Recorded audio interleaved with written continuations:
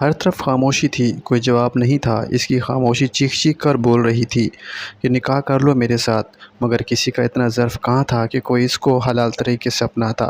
وہ دنیاوی معاملات سے بہت تنگ آ چکی تھی، سب سے دور چلی جانا چاہتی تھی۔ وہ مزید کسی دھوکے کا شکار نہیں ہونا چاہتی تھی۔ لوگ اس کو بے حیا بول رہے تھے کہ یہ عجیب لڑکی ہے جو خود نکاح کا کہہ رہی ہے، مگر وہ ایسا کیوں کہہ رہی تھی یہ تو وہ یا اس کا خدا جانتا تھا۔ جس سے اس کی سانسیں بحال تھیں، وہ تو جیسے اس بات پر کان ہی نہ دھرنا تھا۔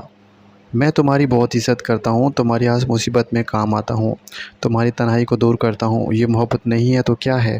مجھے ایسی زندگی نہیں جینی جسے مجھے تمہارے ساتھ جینا ہے، تمہارے ساتھ مرنا ہے، تمہارے نکاح میں رہنا ہے۔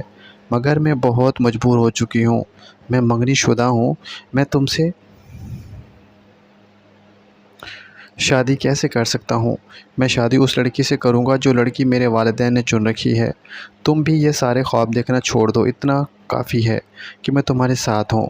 میں آپ سے پوچھتی ہوں کہ کیا یہ کافی ہے کہ کیا محبت شریعت کے خلاف کر لینا جائز ہے؟ وہ بھی ماں باپ کی مرضی کے بنا؟ کیا فی الوقت کا ساتھ ماں باپ کی مرضی کے خلاف ممکن ہے؟ جہاں بات اپنانے کی آ گئی تو یہ بات والدین کے فیصلے پر آ گئی۔ کیوں؟